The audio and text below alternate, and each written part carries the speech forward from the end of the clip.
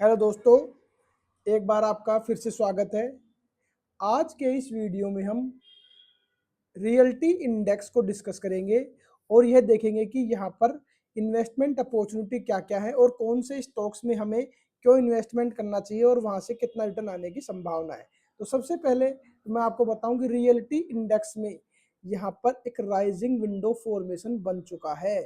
अब यहाँ पर तेज गति से इंडेक्स आगे की तरफ मूव करेगा और 10 से 15% अपसाइड मूव आने की तुरंत आने की पूरी संभावना यहाँ पर है। अब वीकली बेसिस पर अगर हम देखें तो यहाँ पर एक परफेक्ट मॉर्निंग स्टार बन चुका है। इस 4 वीक को इस एक कैंडल ने पूरी तरीके से एंगल्फ कर लिया, यानी 4 वीक में जो गिरावट आई थी उस एक वीक की कैंडल ने इसको पूरी तरीके से खत्म कर दिया और यहाँ पर अब वॉल्यूम भी अच्छी खासी आई है, जो कि इस तरीके से संकेत दे रही है कि यह आगे पूरी तरीके से तेज गति से जाने वाला है। जिस तरीके से कोलपाल में फॉर्मेशन बन रखा है इस तरीके का और फिर डाउनफॉल आया, इसने एक बार सपोर्ट को ब्रेक किया और वापस यह तेजी से ऊपर गया। सेम इसी पैटर्न पर निफ्टी रियल्टी इंडेक्स आपका तेज गति से ऊपर जाएगा। दोनों के चार्ट मैंने एक्स पर पोस्ट कर रखे हैं, वहां आप से देख सकते हैं।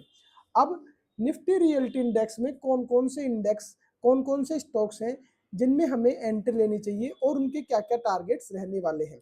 तो मैं आपको बता दूं, सबसे पहले निफ्टी रियल्टी इंडेक्स है जिसका टारगेट रहने वाला है आपका शॉर्ट टर्म के लिए 930 यानी कि यहाँ से लगभग 15 से 20% की मूवमेंट आपको साफ साफ नजर आ रही है। अब सबसे पहला स्टॉक है आपका डीएलएफ। डीएलएफ में देखिए यहाँ पर मॉर्निंग स्टार का मतलब यहाँ से अब तेज गति से स्टॉक अपसाइड मूव करेगा। और अगर मैं इसको डेली बेसिस पर देखूं तो यहाँ पर एक अच्छी राइजिंग विंडो का फॉर्मेशन बना हुआ है, मतलब अब यह यहाँ से 700 जाने के लिए पूरी तरीके से तैयार है आगे आने वाले 4 से 6 हफ्तों में। तो इस स्टॉक में भी एंट्री ली जा सकती है, जिसमें हमारा स्टॉप लॉस इस गैप के फिल होने तक रहेगा। नेक्स्ट स्टॉक है आपका गोदरेज प्रॉपर्टीज।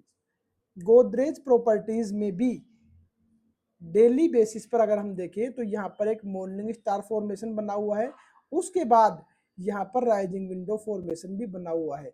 यह स्टॉक लगातार ऊपर जा रहा था लेकिन मार्केट गिरा 4 हफ्ते तक, इस वजह से यहाँ पर वापस गिरावट आई।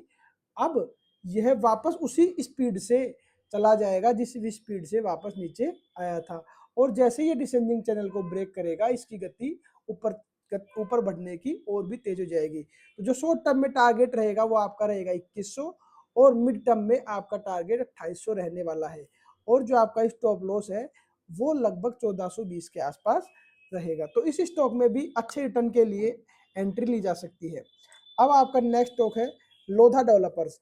लोधा में भी आप देखेंगे जो निफ्टी रियल्टी इंडेक्स में मॉर्निंग स्टार बना हुआ है वह भी यहाँ पर सेम मॉर्निंग स्टार बना हुआ है और जो राइजिंग विंडो का फॉर्मेशन निफ्टी रियल्टी में बना हुआ है सेम राइजिंग विंडो का फॉर्मेशन यहाँ बना हुआ है।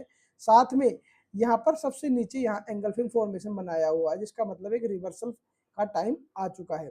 तो शॉर्ट टर्म में इसका टारगेट 1080 रहने वाला है। यहाँ से लगभग 40% की मूवमेंट बिल्कुल साफ नजर आ रही है और वह भी शॉर्ट टाइम स्पैन में। और जो आपका स्टॉप लॉस रहेगा वो इस गैप के फिल होने तक रहेगा, यानी कि 700 का स्टॉप लॉस और टारगेट है 1080 का। इसमें भी एंट्री करने के लिए बहुत अच्छा समय है। नेक्स्ट स्टॉक है आपका प्रेस्टीज। यह भी रियल एस्टेट का एक अच्छा स्टॉक है और यहाँ पर भी सेम फॉर्मेशन हो रखा है, वही राइजिंग विंडो जो आपके रियल्टी इंडेक्स में हो रहा है और यहाँ पर भी सेम फॉर्मेशन, वही मॉर्निंग स्टार, वही मेजर ईएमए को इसने होल्ड किया है। तो 1600 के टारगेट के लिए यहाँ पर भी एंट्री ली जा सकती है। अब कुछ लोग फंडामेंटल की बात करते हैं। अगर फंडामेंटल की बात करें तो निफ्टी रियल्टी का जो इंडेक्स है वह भी मॉर्निंग स्टार और जो चारों स्टॉक्स हैं इसके जो हमने आज डिस्कस किए डीएलएफ, गोदरेज प्रॉपर्टी, लोधा और प्रेस्टीज, इन चारों में वही वीकली बेसिस पर मॉर्निंग स्टार और डेली बेसिस पर सब में राइजिंग विंडो फॉर्मेशन और वही मेजर ईएमए को इसने होल्ड किया है। तो क्या सारी कंपनियों के फंडामेंटल एक है? क्या सबका पी रेशियो, क्या प्रॉफिट, सेल सब कुछ एक है? सारे डेटा बिल्कुल अलग-अलग मिलेंगे, लेकिन आपको एक ही चीज़ सेम मिलेगी जो उस सेक्टर के हैं, वो है चार्ट, और चार्ट सब कुछ बोलता है। आज के इस वीडियो में इतना ही। धन्यवाद।